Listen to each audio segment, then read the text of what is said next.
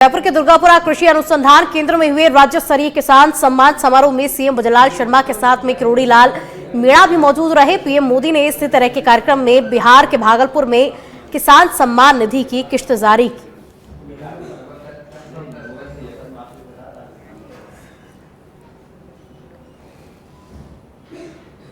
देखो, देश में पहली बार 2019 से मोदी जी की सरकार आ जाने के बाद किसानों को सम्मान निधि का कार्यक्रम चालू हुआ था।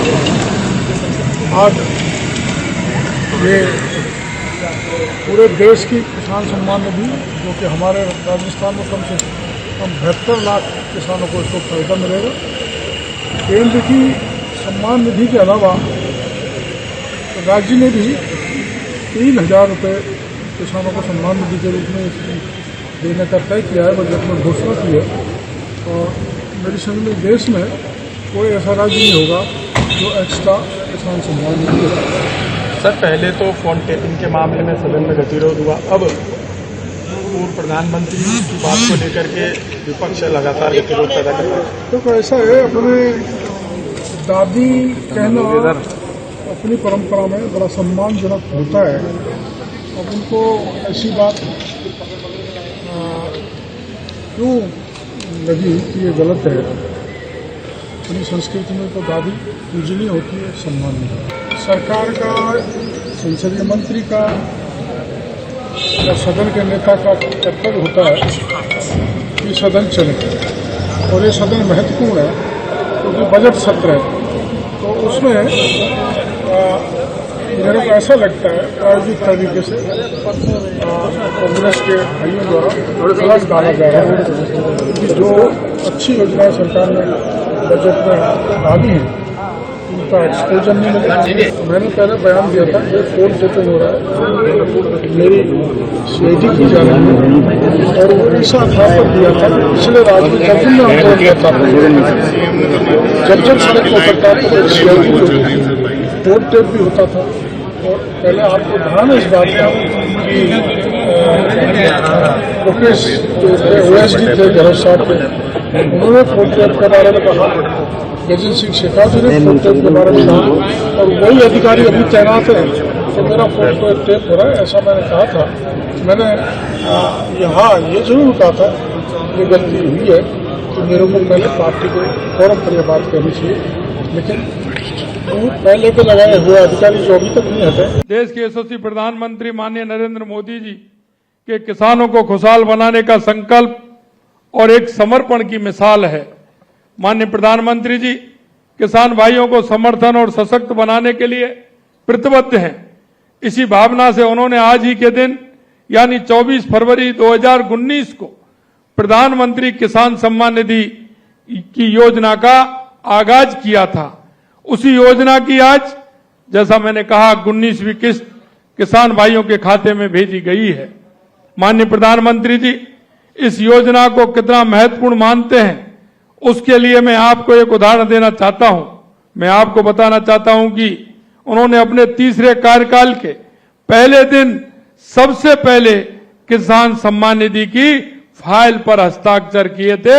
उनको किसानों की इतनी चिंता रहती है।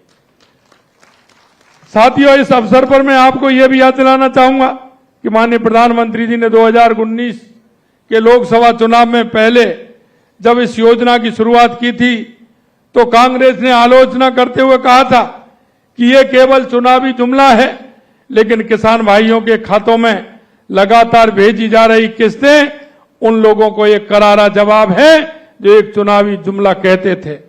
आज प्रधानमंत्री जी ने प्रदेश के 72 लाख से अधिक किसान भाइयों के खाते में 1400 करोड़ रुपए से अधिक की राशि 19वीं किस्त के रूप में आज हस्तांतरित की है।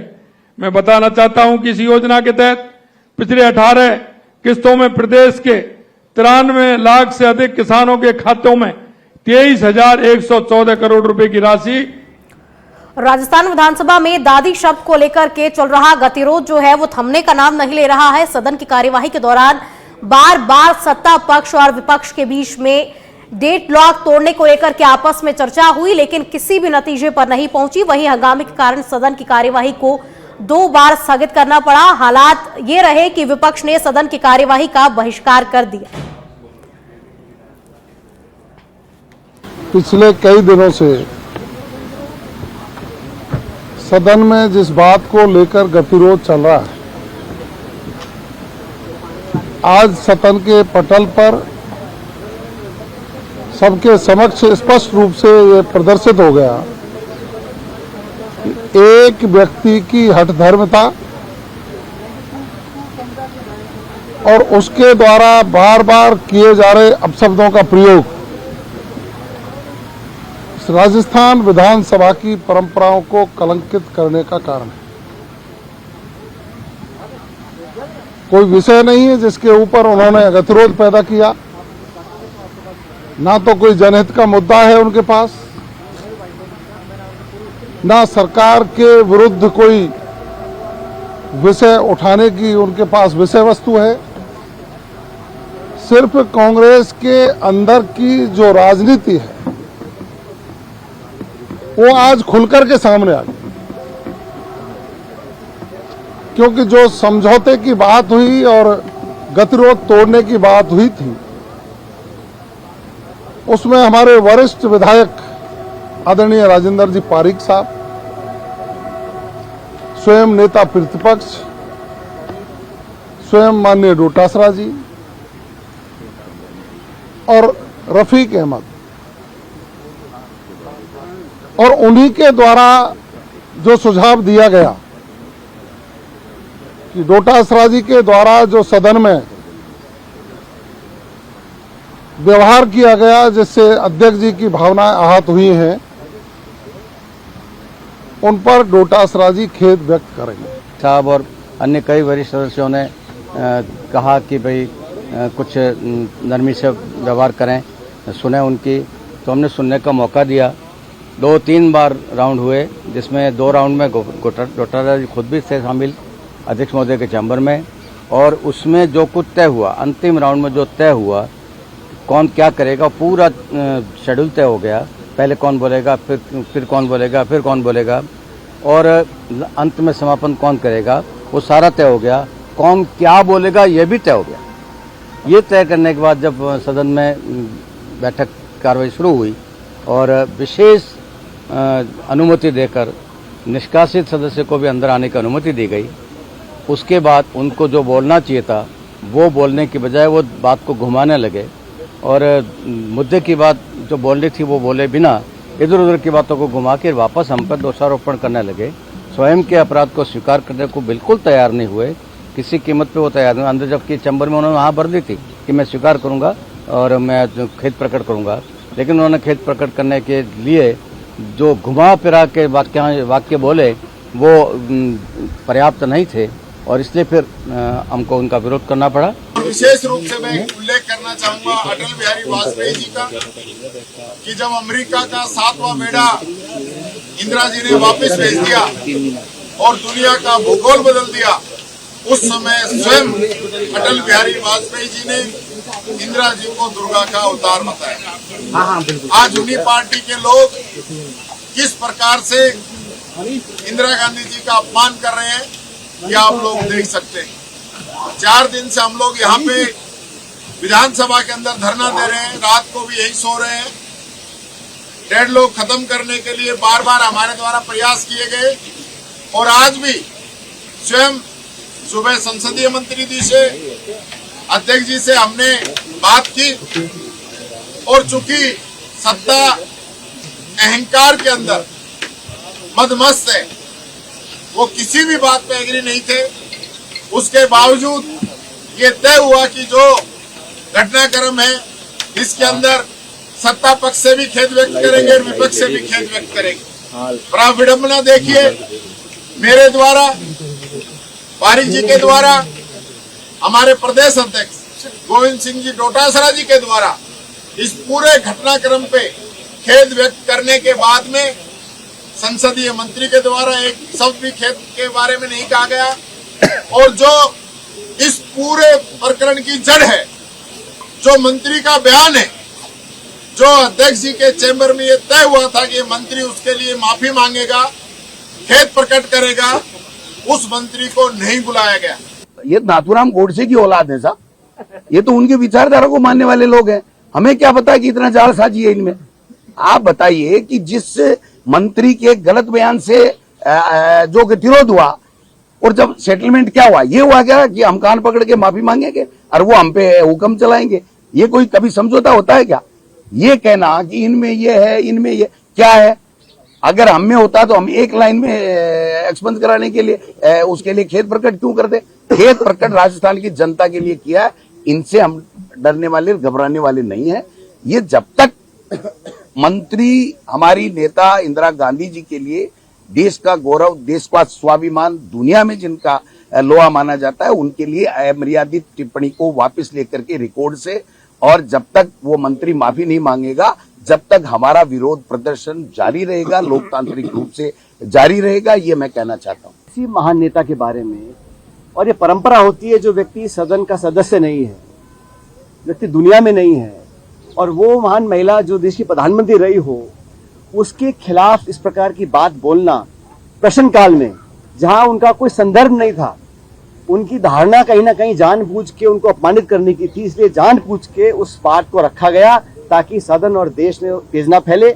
और हमारा अधिकार है, अगर हमारे नेता की अवमानना करता है तो जूली जी ने, डोटासरा जी ने इसको उठाया, और मैं तो कहता हूं बहुत अच्छा काम किया कि मजबूती से इस बात को उठाया कि इसको एक्सपंज किया जाए। जो गतिरोध पैदा हुआ, सारे विधायकों ने धरना दिया, और हमारी मांग कितनी थी?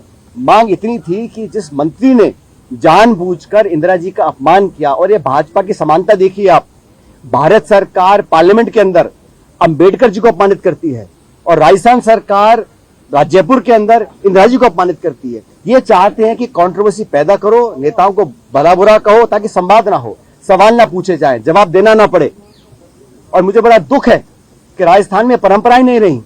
पूर्व मुख्यमंत्री हो माथुर साहब, पूर्व प्रधानमंत्री हो, उनके बारे में भला बुरा कहना बिना तथ्य के आधार पर, सिर्फ कीचड़ उछालना, ये किसी भी सरकार के मंत्री को शोभा नहीं देता। और सरकार का मुखिया मुख्यमंत्री होते हैं, उनको आके स्पष्टीकरण करना चाहिए था, एक्सपंज स्पीकर साहब को करना चाहिए था।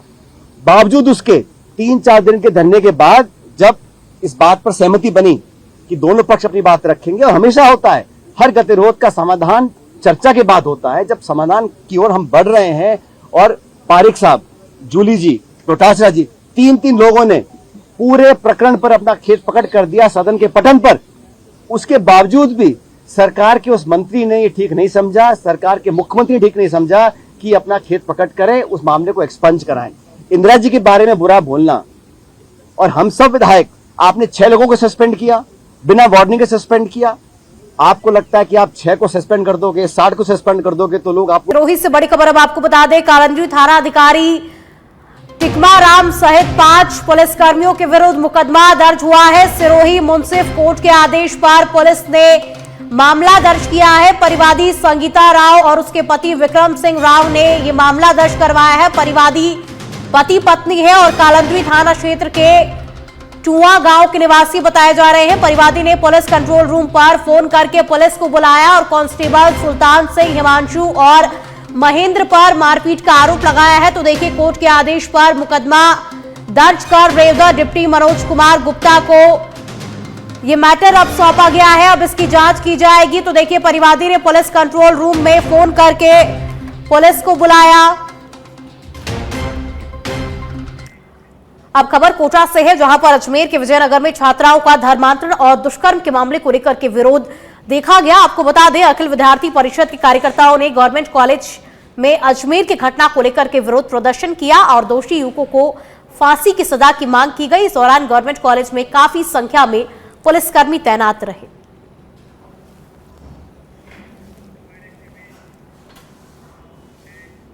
झालावाड़ जिले के डग थाना क्षेत्र के पांडला गांव में कल दोपहर बोरवेल के गड्ढे में गिरा 5 वर्षीय मासूम बालक प्रहलाद जिंदगी की जंग हार गया। देर रात एनडीआरएफ, एसडीआरएफ सहित पुलिस के बचाव दल ने बोरवेल के गड्ढे में गिरे 5 वर्षीय मासूम प्रहलाद को गड्ढे से बाहर निकाल लिया था, लेकिन तब तक वो जिंदगी की जंग हार चुका था और गड्ढे से बाहर निकालने के बाद में तुरंत उसे सरकारी अस्पताल ले जाया गया, जहां जांच के बाद डॉक्टरों ने उसे मृत घोषित कर दिया।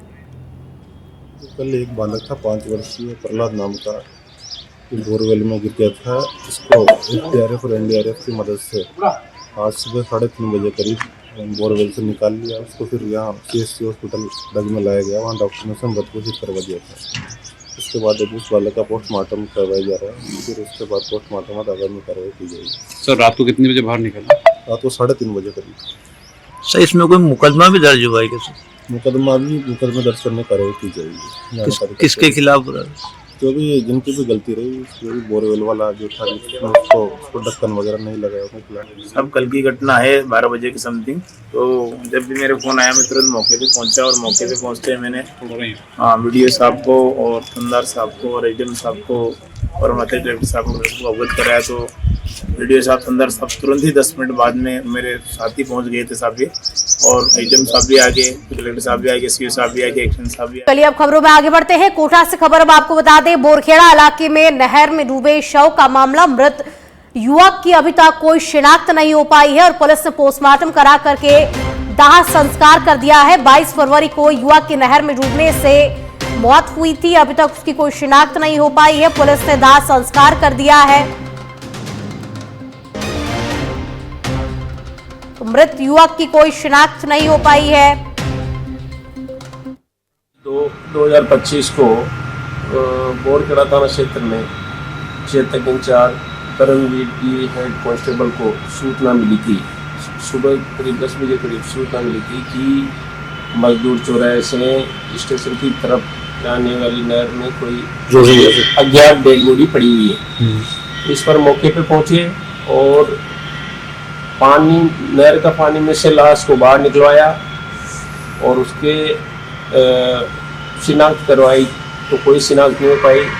लाश को पोस्टमार्टम रूम में रखवाया।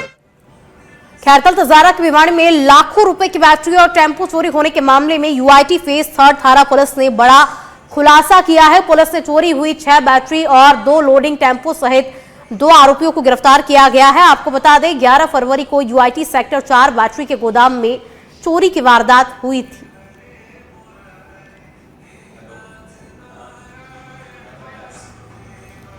इसमें अनुसंधान में सामने ये आया है कि ये जो गोदाम मालिक था वो जब भी बैटरियां लोड अनलोड का काम करवाता था तो हर बार नई लेबर बुलाता था, उसके परमानेंट आदमी नहीं थे। तो एक पंकज नाम का आदमी दिनांक 6 तारीख को जब इनका माल आया गोदाम में तो वो बैटरियां उतारने के लिए आया था। वो बदमाश किस्म का आदमी था। उसने जाकर के अजयपाल को बता दिया कि वहां इस तरीके से मैं बैटरी उतार के आया, और ये लगभग 10:30 रात को 10:30-11 के बीच में ताला तोड़ करके गोदाम से सारी बैटरी टेम्पो में डाली। और अब खबर अलवर से है, जहां सोहनपुर पुरिया के पास राजस्थान रोडवेज बस के परिचालक के साथ में 4 से 5 लड़कों ने किराए को लेकर के मारपीट कर दी। स्थानीय लोगों ने एक युवक को पकड़ करके पुलिस को सौंप दिया है और फिलहाल पुलिस ने मामला दर्ज करके आगे की जांच पड़ताल शुरू कर दी है। से नाइट करके गाड़ी आ रही थी वापस अलवर, तो ये 4-5 लड़के आए दिन बदतमीजी करते हैं और ये अहिर के तवारे से बैठते हैं लड़के, और जो भी परिचालक आता है उससे ये दादागिरी करते हैं और दादागिरी को लेकर दादागिरी करते हैं। ये चाहते हैं कि मन मर्जी से हम किराया जाए। तो इनका जो टिकट बनता है वो 12 भड़कून से बनता है, जो 35 रुपए का बनता है। आज क्या हुआ था फिर? आज ये पहले तो जैसे ही ये गाड़ी में आए तो गेट पर खड़े हो गए और आते ही उन्होंने कहा कि हमारा है ना आगे से टिकट बना देना।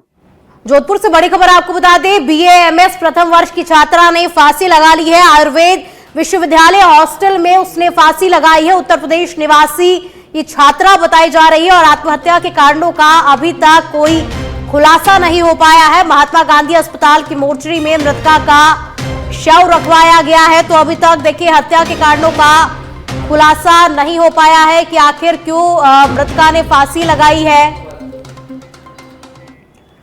शिक्षण संस्थानों के हॉस्टल में छात्र छात्राओं के तहत आत्महत्या करने के मामले जो है वो लगातार सामने आ रहे हैं और कोटा के बाद ऐसा ही एक मामला जोधपुर के डॉक्टर सर्वपल्ली राधाकृष्णन आयुर्वेद विश्वविद्यालय के छात्रावास से सामने आया है, जहां BAMS प्रथम वर्ष की छात्रा ने फांसी का फंदा लगाकर के आत्महत्या कर ली है। वहीं पुलिस अब इस पूरे मामले की जांच में जुट गई है।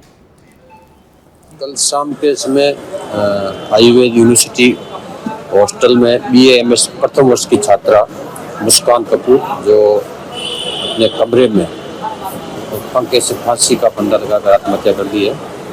परिजनों द्वारा रिपोर्ट दी गई है, जिस पर अभी कार्रवाई की जाए। सर कहाँ की थी बच्ची, कहाँ से पढ़ने के लिए आई थी, किस वजह से कुछ सुसाइड नोट वगैरह?